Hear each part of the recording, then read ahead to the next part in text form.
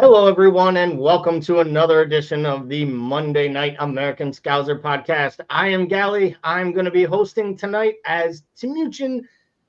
You'd think he hosted a 24-hour show. Maybe he's extra tired. We weren't here last week, but he's got family in town, hanging out with his brother, which I can only imagine is just high comedy and drama because he put a couple Turkish guys haven't been together in a long time together in Chicago, and there's just got to be a lot of excitement. I know it's a family event. He's getting to meet his nephew. So we told the dictator to take the night off, and we would hold down the fort, which basically means when the boss is away, the idiots will play. So Brian Shelton jumps in. Good evening, guys. Hello, Brian.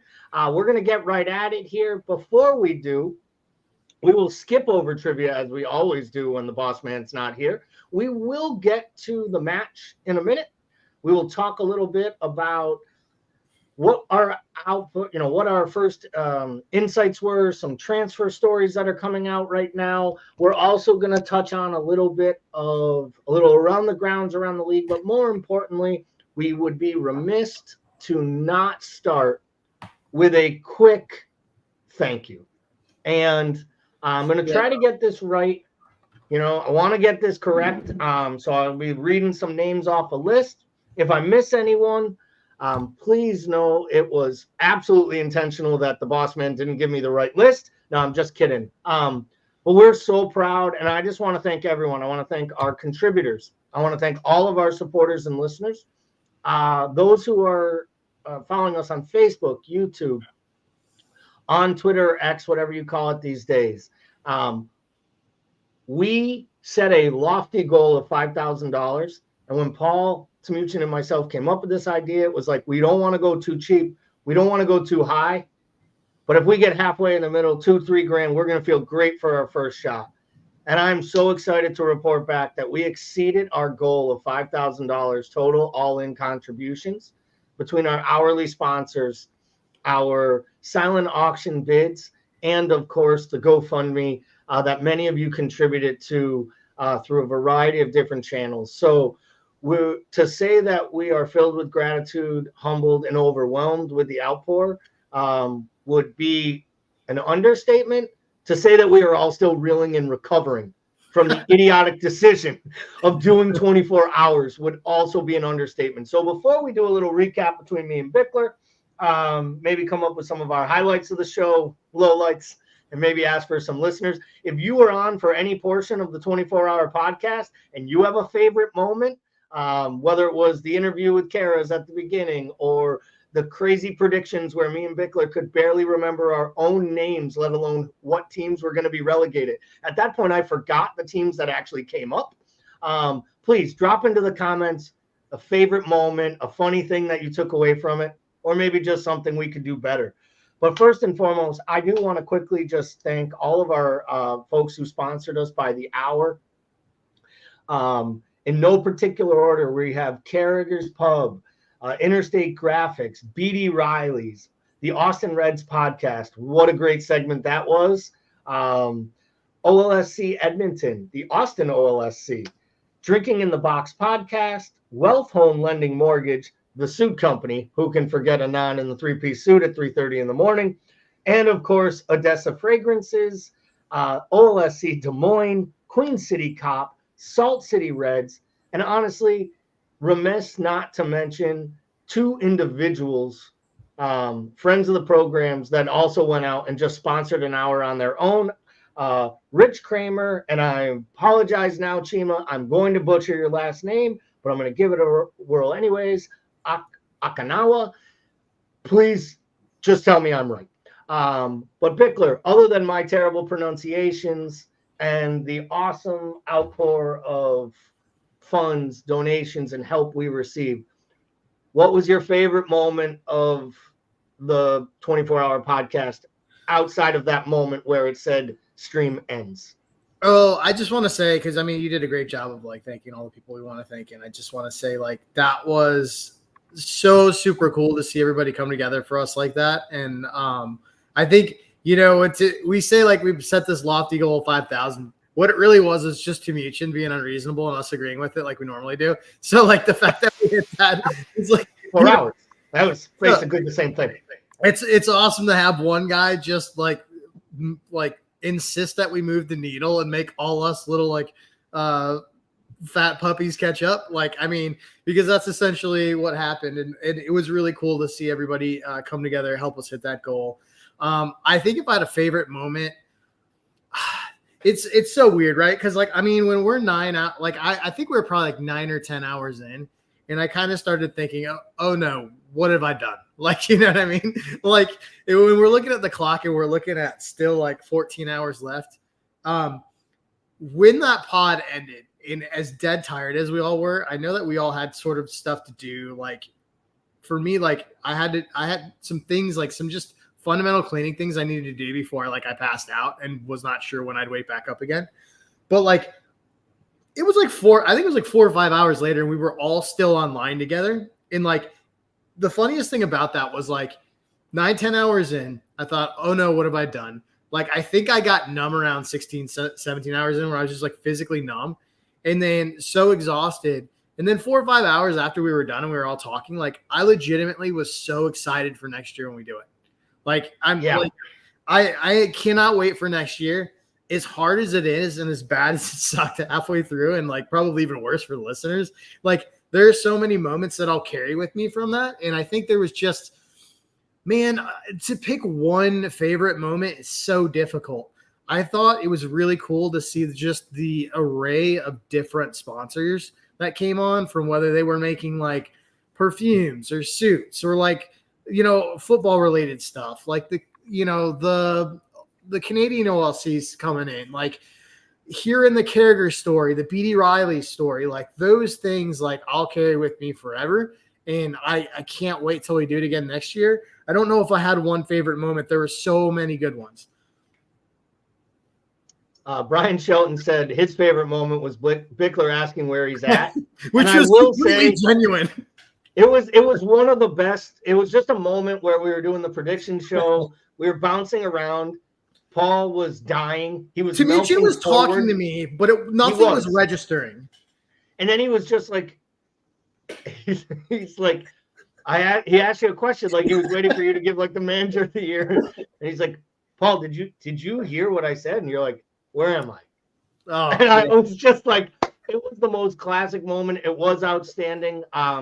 Sir Z jumps in with, don't sell yourselves short, guys. You guys are the heroes for this cause that we don't know we need it. And, you know, thank you, Sir Z. You know, we really didn't look to do this for any form of admiration. We didn't try to get, we weren't really trying in any way to do anything but really give back, which is what one of our mission statements has always been.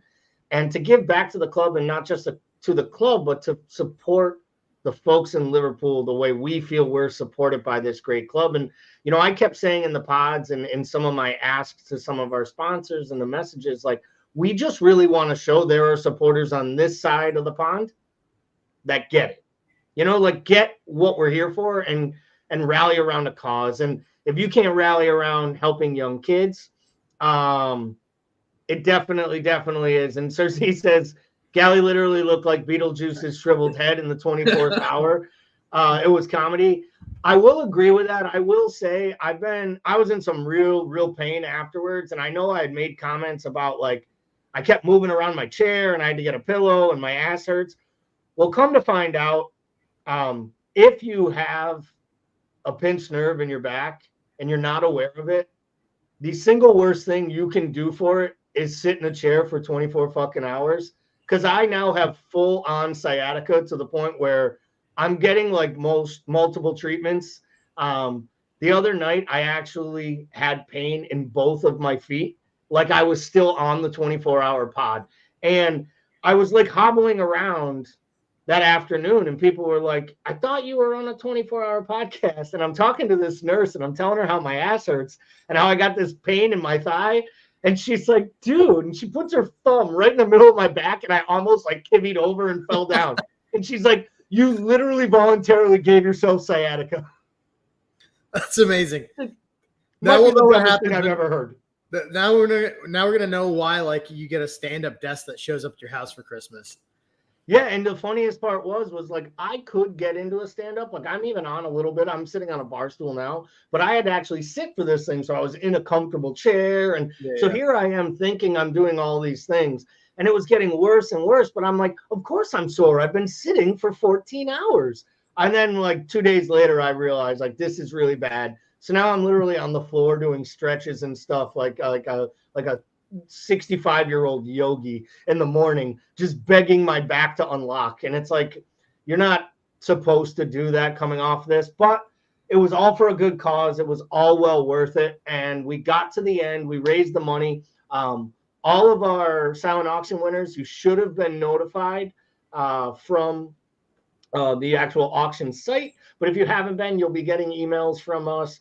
We're still working on coordinating them getting shipped back here so we can get the prizes out to everyone that they won. So thank you again to everyone who bid, all of our sponsors, all of our donors, and thank you to the 23 Foundation who couldn't have been a better partner in crime.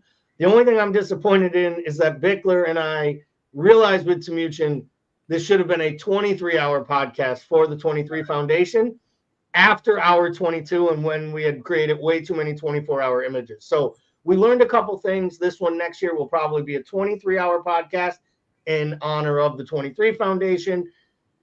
And it will most likely start at 8 or 9 o'clock in the morning and not noon. Because let me tell you, there was nothing more painful than 7 a.m. till 1 in the afternoon. I love the fact that we had a preseason match to do the watch along for, but I would have surely gave up that preseason match to be done at 9 a.m. I'll tell you that right now. So, but let's get to it. Before we get to the match, there's been some rumblings. I got to get your insight here. We didn't come on air last week. We had the Zubamendi information during the 24-hour podcast. We thought it was going to be a done deal. Needless to say, the deal has completely fallen through. The player has decided to stay. So where do you land, Paul, on, let's serve up some of Timuchin's blame pie while he's out at dinner. Is this on Hughes and Edwards waiting too long? Is this on the club not having plan Bs? Or is this just on a guy loving his wife and his kids so damn much in the club he grew up on? He went against his own word, and there's not really anyone to blame at the end of the day. Yeah, I mean, I think the frustrating part is like for most of us is like I think if this is an isolated incident, like, right, we're not frustrated. But I think for a lot of people, when we look at Chua Menning, when we look at Bellingham, like whether that was realistic or not, I think a lot of us look at these big targets that we didn't get and feels like this is just another one that was supposed to happen that didn't, right? I think I don't think there's anybody at the club to blame here. I think if anything, what I would have liked to have seen was some form of a plan B that was like a timely response to that. But like the bottom line is the window's still open. We don't know what's going to happen. I don't know if you saw the quote from the Real Sociedad manager, but he basically made the comment today that like they've lost two of their best players and they still may lose him, is what he basically said. So like it sounds to me like there is still a possibility that he does leave. And I gotta think it's probably Liverpool, just because it seemed like the player wasn't necessarily shut off to the idea of Liverpool. But I also think like, when we talk about him picking his boyhood club where his family settled and everything over everything, we got to understand that most of us own books about Steven Gerrard doing this to Chelsea and like hold that with banners. You know what I mean? So like, for me, like the way that I choose to look at this is that football won, right? Like to me, like I sort of love that. Like if we're not going to get him, I love the fact that like he is like staunchly loyal to his boyhood club and wants to really settle and be there. And like, it's nice to see a player fight for that and stick with that, even if it's to our detriment. Like I said, window's still open. Who knows what's going to happen? This still could happen, but I think at the end of the day, I think the real frustration is we've seen going on almost 3 years of needing a six now in some form. Brian Shelton jumps in. Can we get our own contract sorted out first? It's not a bad shout, and we will talk a little bit more about that, both with some of those players that are up for contract and what our opinions are on where that'll go moving forward. Sir Z also jumps in with, the Basque population are very humble, down-to-earth people. They don't see themselves as typically Spanish. Sounds a little bit like I'm Scouse, not English. I think the player genuinely doesn't want to upset his domestic situation. And I don't disagree with that, but I also don't disagree with you that this is a completely dead deal. That being said, I don't expect it to occur. What I will say is we have seen this story play out before.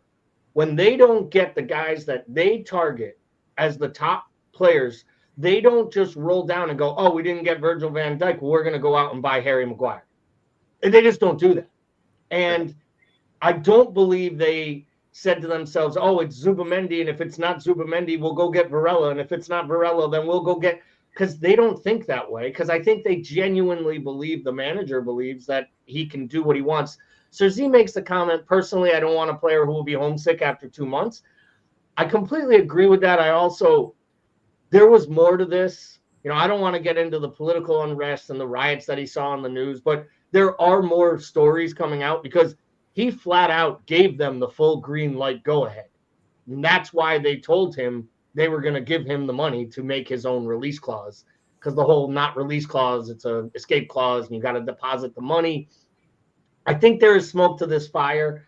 I also think there's still a little bit still happening there. We'll talk a little bit more about transfers, but I got to get your opinion on this one. I'm not even going to try to say the Georgian keeper's name. But we all know who he was. He was one of the stars at the Euros. He had a amazing first match, which made me think like Valencia just wants to double the fee because he had himself a blinder of a first match in La Liga. Paul, what are your thoughts on the fact that the club is deeply in communication, as it appears, has agreed, if you believe the reports, and they are pretty good. I mean, Paul Joyce is reporting he has personal terms done, and he's already agreed to go to Bournemouth, and he has asked Valencia, similar to Sepp Vandenberg, not to price him out of this move.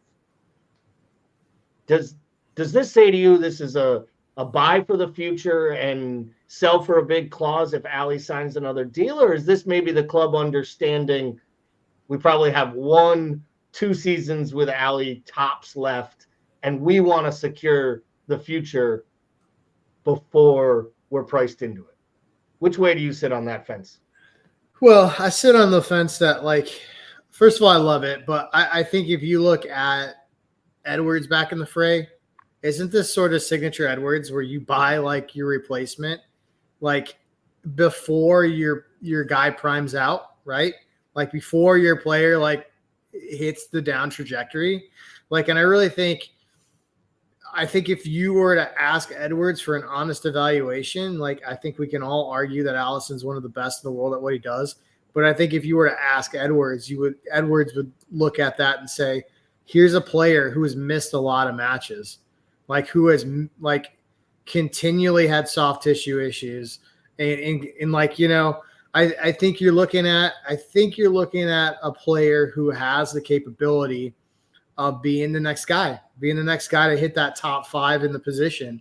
And I think there's a real opportunity to get him in, get him experience, and then be able to, and this is classic Edwards, and deal from a position of strength, whether it's a contract or whether it's a sale. When you have that replacement lined up with that quality and a guy that you genuinely believe the performance statistics lay out, how data driven they are. If they really believe in this guy and what they see, it is a prime opportunity for them to deal from a position of strength. And you comfortable with the loaning him out to Bournemouth? Happy he'll be playing in the Premier League and not in a different league. He's learning this country, this language, these referees, this defensive setups, the players.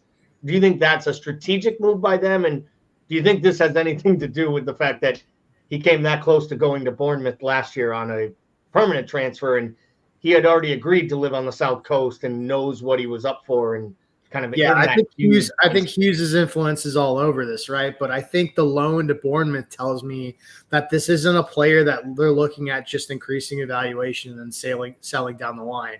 It tells me this is a player that they have a starting 11 planned for at some point.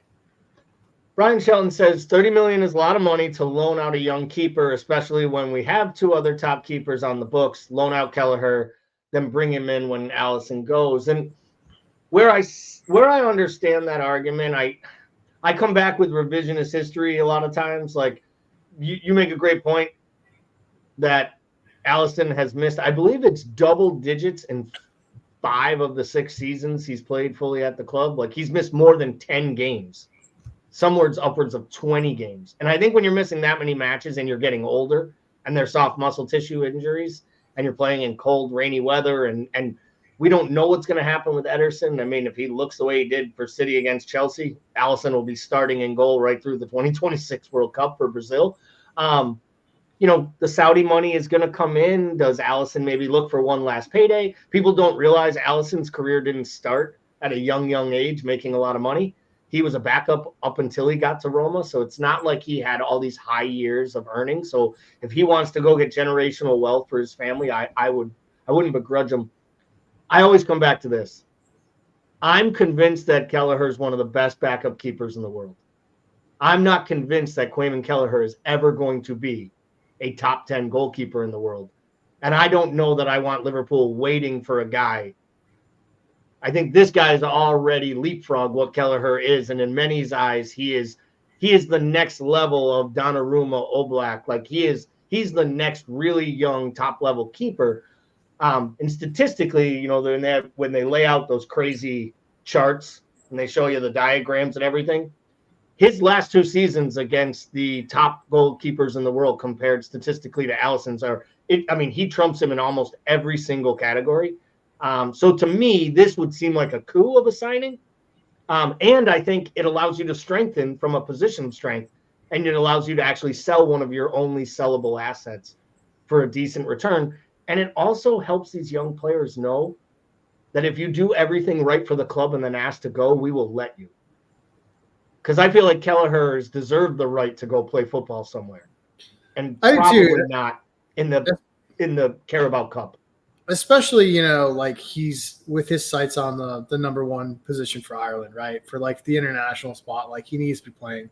I agree with you about Kelleher. I as much as I like him, I think he's got physical limitations just based on his build, right? Like you look at this guy coming in and he looks like Donnarumma. He's just massive, right? I mean, if you couple that with like reflexes and technique and positioning, it's really hard to beat that just on how physically, like those intangibles, like just how he's physically built. So, yeah. So let's move over to the match. Obviously, lunchtime kickoff in the UK, 7:30 a.m.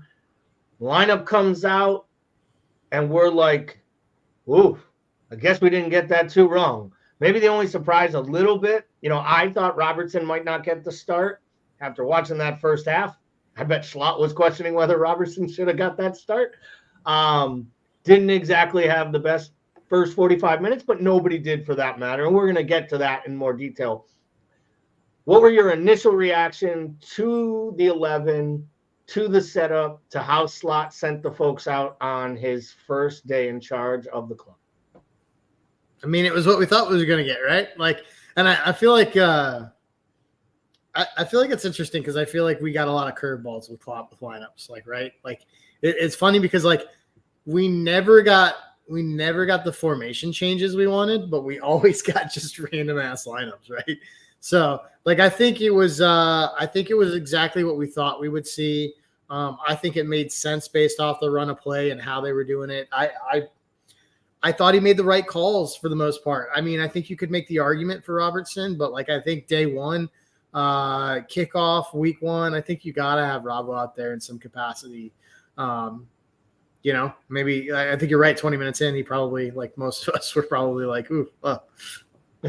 Brian Shelton was, saying I'm still gutted for Harvey, which I don't disagree with.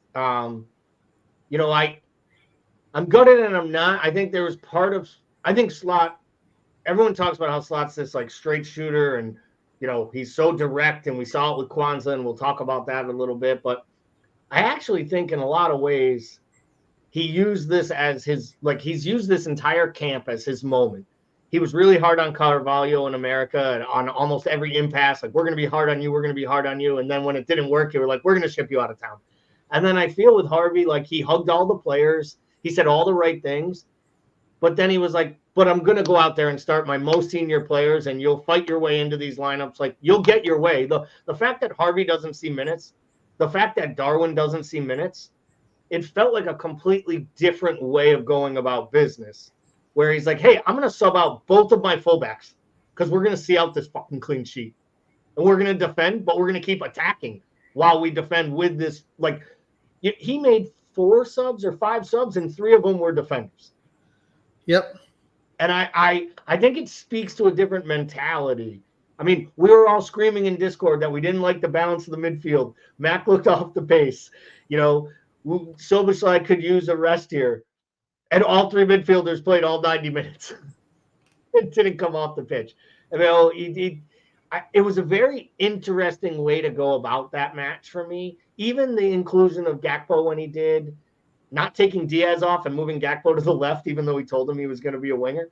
There was a lot of things that I thought were semi-questionable, but I also kind of understood, because I feel like he was putting his marker down. And I kind of like the idea that the manager is going to look at individual matches and be like, this is what I need for a result today. These are the tactics we're going to play. Nope, you don't fit. I'm going to sub. You're going to yank you off. Like, let's be real. I don't know Quansah needed to get yanked off. We're going to get into that because I'd like to talk about the other parts of the game before we talk about the emotional side of it and what Slot did and your opinion of it. But let's be real. If that's Jurgen Klopp, he gets talked to about his deficiencies on Monday morning. He probably plays the whole 90 minutes. Yep. And we probably concede. At least one. Because Delap really was having his way with him. And at times it was pulling Virgil out of position. And, someone who I thought actually did a nice job defending, which who would ever say it out loud, was Trent for the most part of the game. Yeah. And to be honest, he got better. To be fair, he got even better in the second half when Konate came in. So, we can be critical maybe of Slot for how he handled the Quansah thing, or maybe the words he said. I know Gary Lineker didn't like it, felt it was too much too soon. First match, you need to call a player out in the media. I think it's almost perfect because you're not calling out Virgil van Dijk in the media. You're calling out a 19-year-old kid, making sure who didn't celebrate when they scored the goal either on the bench, which isn't a good look. I hope you read the newspapers, kid, and change. You got to change that. I understand you're disappointed. I'm not going to get mad at you, but we got to be real. We called out Mo for his touchline antics. As a professional, you got to do the same for a kid. I think it's important as Slot embeds himself into this side that players are starting to learn he truly is the boss and he's not Jurgen Klopp. And I think that to me was the one positive that came out of it. So let's talk about the first 45 as a whole. I thought it was pretty dire. I'll give Ipswich Town credit for coming out as we thought they would, gang blazing, crowds into it, first match in the Premier League in 22 years. Was it about us sitting back too much, being a little too passive? Or was it a little bit of nerves and trepidation of playing the new tactics, the new system? Because they didn't look comfortable until after the 45-minute interval, in my opinion. I think it's probably a combination of those. I think playing out of the back invites that, right? Like, I think playing out of the back invites pressure. And if you're not confident, like, that can clearly cause issues. So I think that was part of it. I also think Ipswich just had a moment. Like, I think they had 20 minutes, hadn't been in the Prem in 22 years. They were riding on that high, right? Like, I really think they just kind of had a euphoric 20 minutes that we had to ride out. And they have some players. I mean, like, they have some good players. But I think I struggle with the out of the back thing just because sometimes it feels like unnecessary risk sometimes. Like, especially when they do that thing where it feels like FIFA, where they just go, there's like 6 players within 15 yards of each other, and they go, they're all lined up and it just goes left to right incrementally in 2 feet spaces. Like, you're like, dude, just skip it and switch it over, man. Like, you know what I mean? Like it feels like somebody just spamming the X button. Like, it's like, dude, just switch the play, man.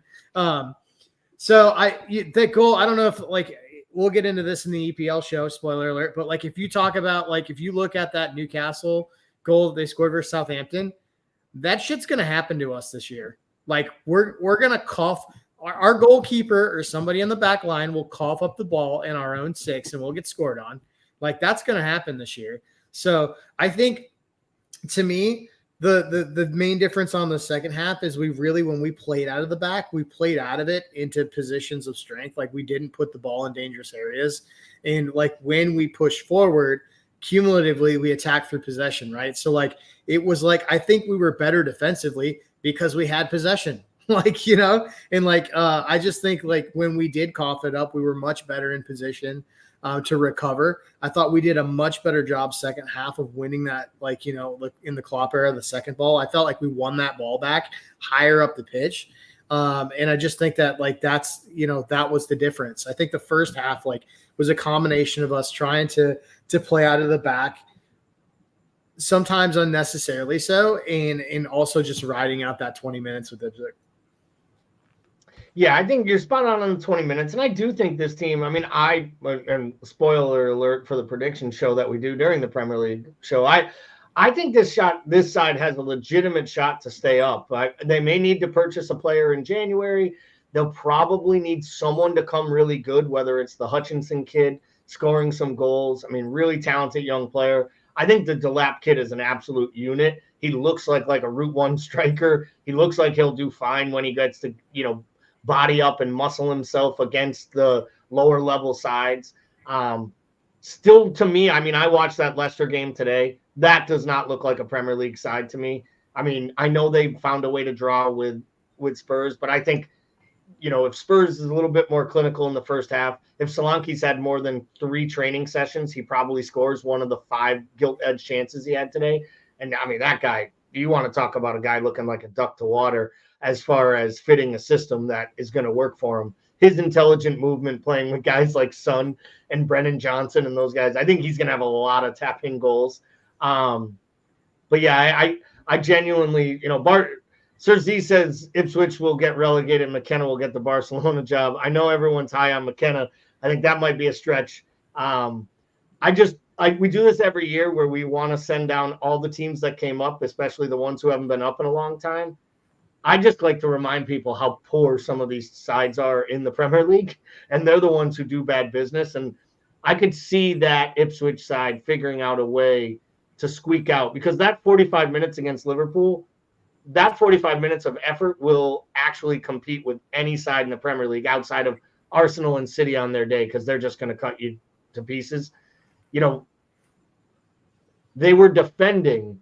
They stopped us from being able to get shots on goal and create opportunities in the first half. Was that more down to their defensive stability, or was it down to really that midfield in the first half really looking quite off the pace and borderline sluggish? Yeah, I think it was a combination of struggling to play it out and there's just being a huge disconnect in that midfield. There was like such a massive space in that midfield that there was didn't feel like there was any sort of connection to that. Like, even though it wasn't really a front three that like that those 4 attackers linked, like, it didn't feel like there was much of a connection. I think the only player that really served consistently as that connection was Soboslai. And I thought he actually kind of like low-key had a decent first half out of everybody who kind of struggled. Like, I thought he was the one sort of not only player that had some sort of link up, but was taking the ball from deep positions and getting it forward. So I think midfield definitely played a part. I know they switched some things around. I thought from like the standpoint of like positionally, I thought they were much better second half. But I just think it all starts if you're struggling to get it out of the back. Like, I think that sets everything else up. So it'll be very interesting to see how this progresses, because I don't see this. I think this is going to be an issue for a while. Like, I think this is going to be something this team has to grow into in terms of a way of playing. And like that first half, we saw that all preseason. right? Like, I mean, I think everybody talks about how like we went and didn't lose during the preseason, but we saw that all preseason. I think the main takeaway that you can take is we're also on a run of like 6 of 7 clean sheets, which is just fucking unreal considering the fact we couldn't stop conceding last year. John Santos, thank you for joining the program. John says, have you noticed that the players that never got minutes played the second against Las Palmas, which means Slot will give the main players as much time to adapt to the new style? I think there is something to be said about that. I also think it was easier not to roll out guys who were still working off the rust in front of supporters and making it just easier for them to do the work. And I think it also makes it easier for a manager who screams the entire time instructions to every single player as if he's giving them individual instructions for the next 30 seconds of the match to get the point across when they can hear him without supporters in the crowd. So I think there was a little bit of like I think that was almost as much of a tactical move as anything else. I want to focus on Gravenberch here because there's been so much classic Liverpool supporters, right? The sky was falling when Zubamendi told us no. By Saturday afternoon at 12 p.m. Eastern, Twitter was on fire with, look at these stats. We have our number 6. He's a classy Rolls Royce. If you have this guy, Gravenberch is like a new signing. So what did you see from Gravenberch? What were your overall opinions? I saw some really good and some same Gravenberch stuff that I've been used to seeing. Overall, pleased with the performance. It's an improvement. Can he build on this? Can he become a mainstay in that midfield? I think he can. I hope it's not in the 6, Gally, because I feel like we're just doing this shit again. Like, I mean, we saw this with Henderson. We saw this with Gerrard. Like I know that Gravenberch is not in the dawn of his career like those players, which is even more why I don't want to see it. Like, I so genuinely believe that he's an all-around midfielder. I think he looked great in that role because I think he did a really good job of scaling his game back and making it simple. I thought, like, in that position, even though it's technically a double pivot, when they roll back, one moves forward with Mac and he drops back into the hole. I think it allows him to see more of the field and to make easier decisions on the ball than if he's further forward. And so I think, like, to some extent, this may be something that galvanizes him because it kind of gives him more confidence because he's in a position to make safer passes. He doesn't have to hit the home run ball. He doesn't have to make split-second decisions on an attacking frame. Like, I think it kind of slows the game down for him. But I did see a mixed bag too. And he, like, I am just so, like, I'm so steadfast in my belief that he's not a 6. Like, if you needed a 6 yesterday, you need a 6 today. Like, right. And I think we need to stop talking about, like, this is where I have this issue with the fact that, you know, we didn't get the Spanish kid, right? We didn't get him, right? And, like, okay, so we've proven that if we don't get a target, we don't just go get a plan B, we wait. But, like, the fact is like, if he was a priority, that position is a priority. And it has been for a long time. And at some point we got to get over this, like, let's wait for the stars to align and get the perfect signing. And we would need to be, I think, like, I would love to see this club be a little bit more aggressive about addressing positional needs, because I think it's the same issue for, like, right-sided attacker. I think it's the same issue for a central defensive midfielder. I think it's the same issue for center back depth. And, like, I think I really think we need to get out of this. Oh, well, like, when the club turns around and, like, Joyce tries to tell you that the club is saying they like the players they have, well, yeah, no shit, they like the players they have. They also needed a 6, which is why they were in the market for one, right? Like, so, like, I don't think the answer is let's make Gravenberch our 6. This was plan B. I genuinely don't believe that. I think that this move helps him, but it can't be plan A. So Brian Shelton mentions, you know, neither Gravenberch or Maka are 6s. You know, me and you have, God knows, we did a 24-hour show with Timuchin. God help our souls. And, you know, he has reminded us that the more he watches all this, that it looks more and more to him like the type of number 6, the type of attributes that play into that role is really like, it's probably McAllister. So in a perfect world, if they sign an elite number 6, in that world, is it then McAllister and Soboslai playing slightly ahead of that number 6, or playing in with one of them in the double pivot and the other one in the 10? Like, are we now at the point where Harvey, Gravenberch, Jones, Endo, they are all they are now pushed to the bench? Like, our midfield will be Zubamendi, McAllister, and Soboslai in Paul's eyes. In my opinion, if you go find a stud 6, I think the odd man out is Gravenberch. And I think that's fine. If you look at his profile, he's battling with Jones and Harvey all at the same phase of his career, right? The only difference is those guys weren't gems out of the Ajax Academy, right? But I think those guys are all like we talk about how it's nice to have quality depth. Not only do you have quality depth in those 3, if you can get them and sustain them and have decent minutes, you're growing 3 players that can be the potential midfield for all 3 of those positions in some capacity, right? I think that for me, it makes way more sense.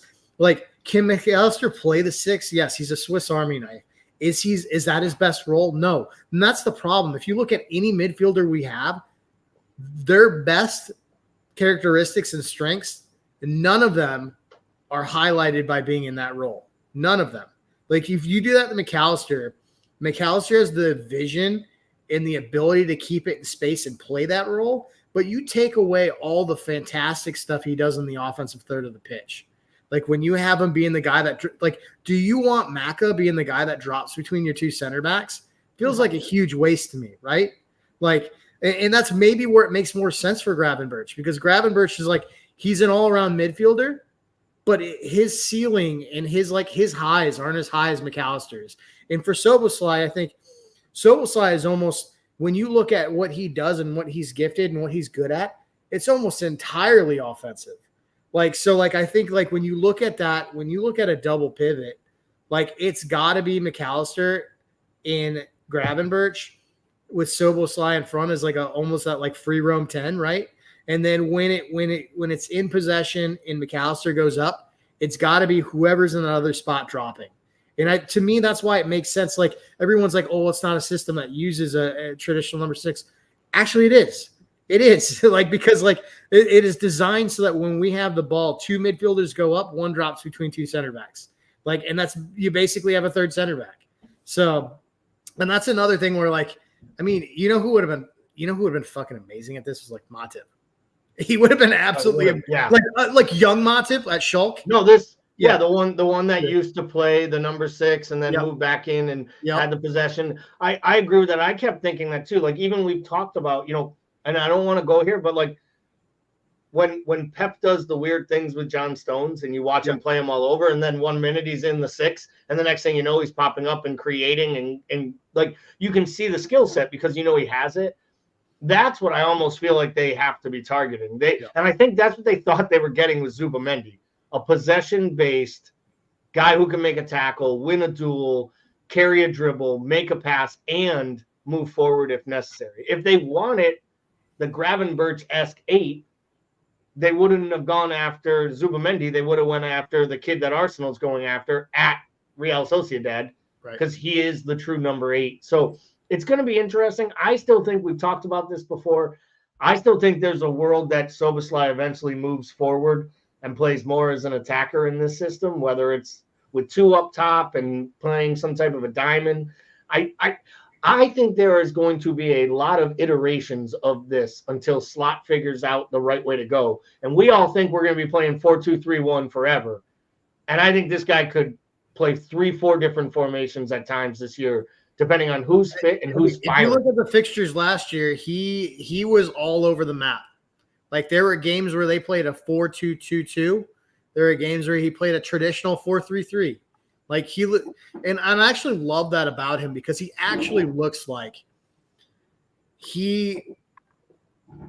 think Klopp was almost singularly focused on what the system does and does well, without any regard for the opponent, which is sort of amazing when you think about it, because it actually worked. What's amazing is the success we had. Yeah, for as many years without people found out after a year and a half, and it was so good it didn't fucking matter that people knew. Right? So what I actually really like about Slot is he actually looks like he genuinely is a student of the game, where like he looks at what a team does that he's going against and says, okay, we're playing chess. Here's what we're doing. So let's talk about the moment, right? This was the bad image that kind of got circulated. I do agree. Sir Z set it up here, and I want to bring it up on screen because I don't want anyone to think that I'm throwing Arne Slot under the bus or saying that I don't like what he did.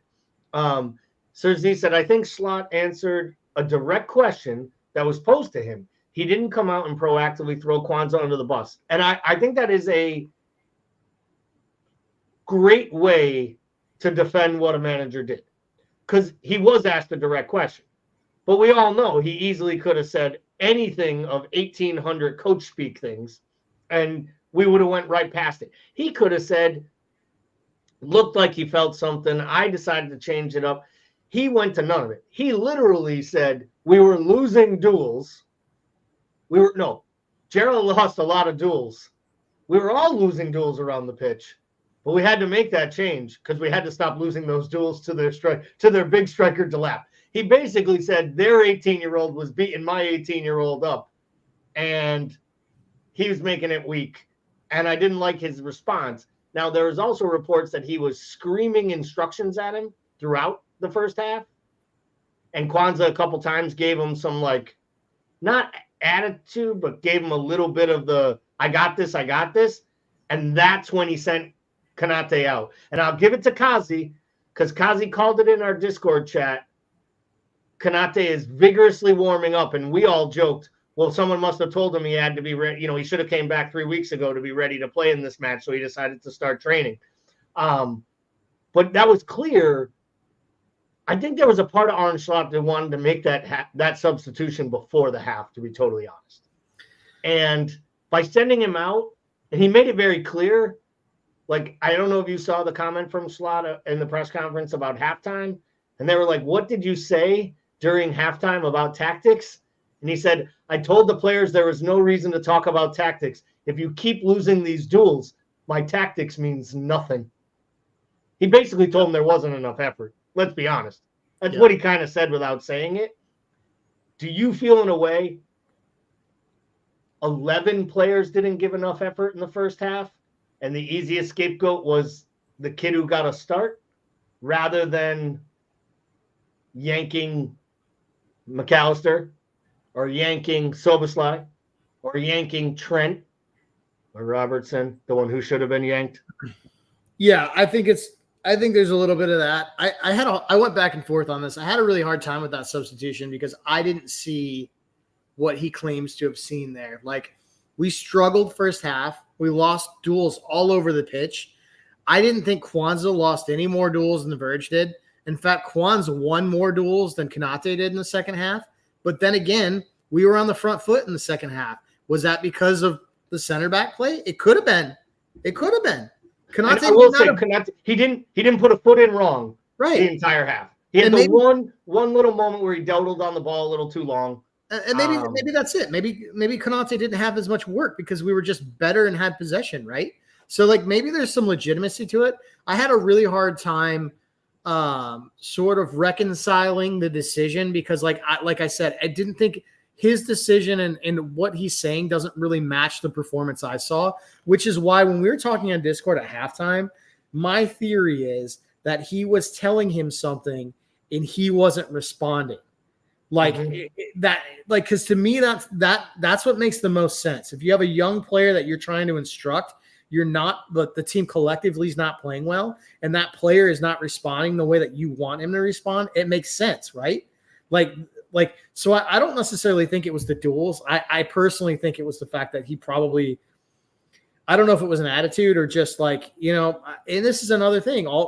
Slot's going to have to figure out these players. All players respond differently. To like some players you can yell at, some you can't. Like, I really think that like there's a part of emotional intelligence that comes with managing that Klopp was so very, very good at. And I think that is going to be interesting to see because, like, although I appreciate Slot's conviction and the fact that he's super direct and that the fact that he just like that he's not afraid to make these big time decisions because he's the manager, I appreciate that.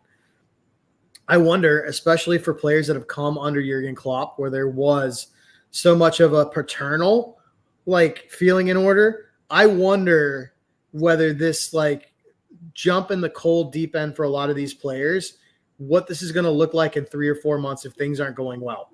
Like, so like that is my main worry, because like as much as I appreciate it and I think it's good and I think it's needed, I also worry about like the fact that there doesn't seem to be a lot of joy, right? And like that's what Jurgen was really good at. He was good at injecting like the love of football in the community and all the feel good stuff, right? And like I know that like football is not all feel good, especially when you're building and you're a new manager and you got to go and put your foot down. And that's what I'm hoping for. I'm hoping that this is him going in and trying to put his stamp on the club in a really, really difficult situation, and that we see him kind of loosen up a little bit, because to me it feels a little bit tight. Yeah, I think that's what Cersei's saying in this comment. I commend Slot because he's showing the world that he's not Klopp and that he will make professional decisions. And I do agree with that. He's also, in the same breath, Cersei, in classic Cersei fashion, says, I just hope that it doesn't get Ten Hagish. But he's absolutely right, because there's a balance, right?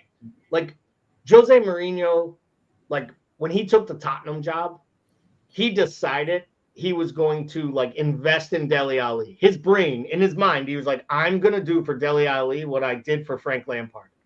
I'm going to make him the linchpin, the star. And then quickly realized, based on, and take the mental health stuff, this is not a shot at Dele Alli for what he went through in his life, but he quickly realized that kid, he don't have the aptitude to be my guy. He ain't Frank Lampard. He doesn't have because Frank Lampard, as well as I do, would get red ass with Jose Mourinho and tell him to go F himself. Yeah. But he wouldn't do it in front of players. He'd do it in the right way, and he was his guy, and he made him a star. I mean, made him a world-class, top-class player. I'm not going to call Frank Lampard world-class, because you know what that means. That's the whole Gerard Lampard comment. We don't have that. I do think there is something to that for his teachability. Speaking of teachability, we get to full-time, and really I just wanted to use this graphic made for us by the extremely talented Lydia Page. Anyone seeing our halftime, full-time graphics, these are all coming to us from super talented Lydia at L Page Sports. Give her a follow on Instagram. Mo Salah, goal and an assist. Honestly, what can we say at this point? This stat speaks for itself. 350 appearances, 300 goal contributions, 212 goals, 88 assists.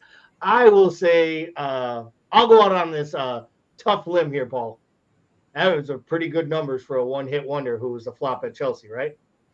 Did all right, man. Took that 1 year and just did it a million times. Like, if only he could play the first match of the year every day, he would just score. Because I mean, the dude's numbers are just unbelievable in opening round fixtures. But I do think this leads to like some of the stories coming out today, and this is what I really wanted to ask you. Like, that performance you saw, getting behind defenders, making the runs, just looking so good with that short hair. I do want to let everyone know that short hair is purely so the hair transplants take.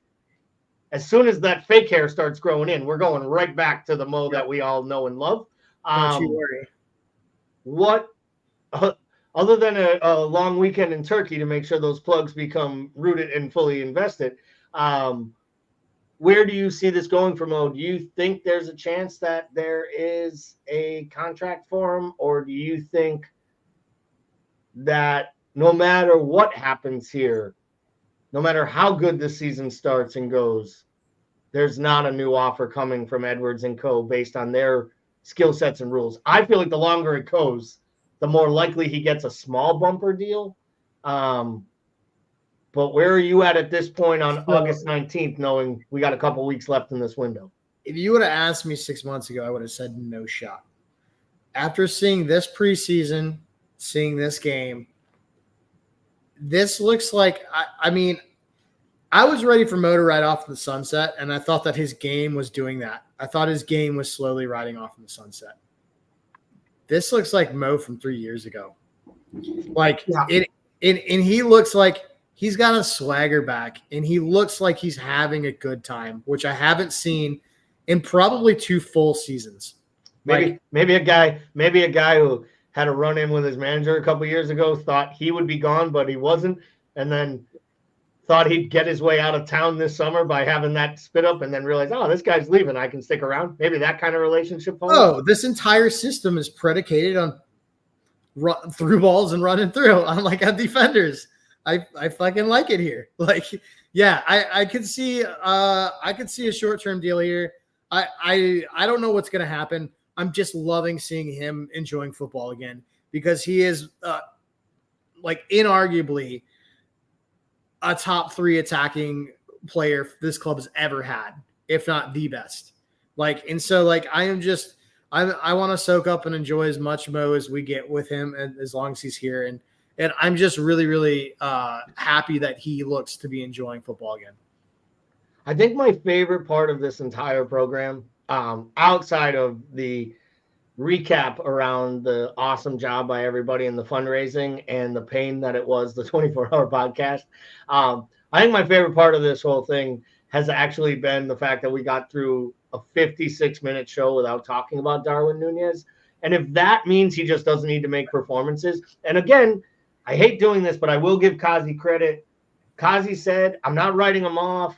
You know what I think about him, but I hope the manager has him far down the pecking order so he can learn what he needs to do. So maybe when he gets to play, he succeeds. And that is an absolute difference of Jurgen Klopp, because Jurgen Klopp would have subbed him in on 70 minutes. But you know what? It's easy for Arnie to do that. I think it's easy for a manager that didn't purchase him to do that. I 100% agree too. And we'll see what happens if he ever purchases a player to see how overly loyal he is. But I think this actually helps him. And I bet he gets minutes against Brentford. And I bet he gets a start 2 or 3 more matches down the road. But I think if he could earn his way to being first choice center, first choice number 9 on merit, I think mentally it goes so far for that kid too. And I think it's very important. But anyone who saw that match, I just want to remind you, Jota wasted 3 glorious chances that if they were Darwin Nunez, we would have destroyed him. Now, he finished 1, but he wasted 3, and he had about 5 touches in the first half that completely took us out of play. And in a classic Matus fashion, you know, here's Jota, shows up, misses 2, hits 1. We call him a match winner. He is a match winner, but he also does all the things that drive us crazy about Nunez. And Diaz, once again, had a Jekyll and Hyde match, in my opinion. I don't think he was as good as people made him out to be. I thought he, at times, was detrimental. I will die on this vine, island, whatever you want to call it. The best way to set up this team is with Gakpo and left wing. And the manager will have to decide that or not. It'll be really interesting to see what happens there. Sir Z made a comment up here. We only got a couple minutes left, but I do want to get your thoughts on it. Quickly here, Paul, do you think we go with the same formation and players versus Brentford from the start? Ooh, that's a good question. Let me see. I'm trying to think. I'm going to say this. I believe that that Konate will start, because I think when you make a move like that and things turn around, you don't pull it back. And I also think that if you're talking about a direct team that's trying to play long balls up, like Brentford plays direct route 1 football. So, and they try to hit you on the counter too, I know, but you have his pace. I could see Konate getting that start, but I got a feeling that he's going to start Konate over Quansah, and that other than that, we won't see a single change to the starting lineup. You think we get any? No, I agree with the Konate. And I was just pulling up the lineup card for Brentford. It looks like if they come out the way they typically set up, I could see us coming out in the same formation too, and just making, an adjustment. And I wanted to go back to what you were talking about a little bit with Nunez real quickly before we go. Yeah. I will say this about if we slow roll Nunez this year, you know what helps him? A side that doesn't concede even when we're not playing our best. And that is what we've been. And if we could continue to be that, that only helps him. Sir Z says, I think Quansah gets another chance. Also thinks Simicast starts. I wouldn't be shocked about the Simicast starting. I thought he was hard done to not get a start, just as how well he played in preseason. And I think he really was good. And I don't think Robertson covered himself in glory in the first match by any means, and at times looked tired. I would think I actually think we will start the similar same team, and I think we will almost go to United with the same team. I wouldn't be shocked that we see very little rotation of the starters until after that first international break, because I genuinely think the Harvey, the Joneses, they're getting cup games. At this point, he kind of laid his hand down on opening day. He gave Gravenberch a start after 45 minutes and one half of performance. He picked his 11. You got to build. If you're establishing a new system, you've got to build a nucleus, right? And you can only do that through. He didn't have a preseason really, so you have to have a consistent. I think it's got to be a consistent core group for the most part. Speaking of building a consistency, if you're going to build, you got to get people. If you get those people, you got to go subscribe. So please jump over to the YouTube page. If you're on YouTube right now and you have not, go ahead and click the bell. You'll get all kinds of notifications. Subscribe to the channel, get your notifications, and watch our shows. Don't forget, we're here Mondays with the podcast, Monday mornings, Wednesday mornings, Friday mornings with our morning coffee or tea brought to you by Reckless Coffee. We have our Thursday night podcast, 8 p.m. Eastern. We're going to have our Thursday night fantasy show coming back. The EPL show is going to be recorded shortly after this and get published sometime tomorrow or Wednesday, where you get another portion of Bickler and I talking smack, most likely about teams other than Liverpool. But please get out there. One last time, I just want to thank everyone for all the contributions, the donations, the support, the positive feedback, the well wishes, the wellness checks, everything that you sent to Bickler, myself, and, well, while we're at it, we'll count to Muchin too. But he liked to tell you, it wasn't that hard. It wasn't that hard, except for every 15 minutes while we were doing it. He was like, man, I underestimated how hard this is. We really appreciate it. I know that the foundation is very much impressed with what we did. We plan to double this at minimum next year. So we're going to need even more help from you, more silent auction items, more. And we're going to be a year older, so we're definitely going to need more help and support. Yes, a lot more. And honestly, after those 24 hours, I probably aged 3 years. So I'm probably going to turn 50 next year. And hopefully by then the sciatica will be gone. So for myself and Bickler, thank you for tuning in. Thank you for your subscription. Thank you for your donations. Up the Reds. We'll be back next week, and we'll talk to you then.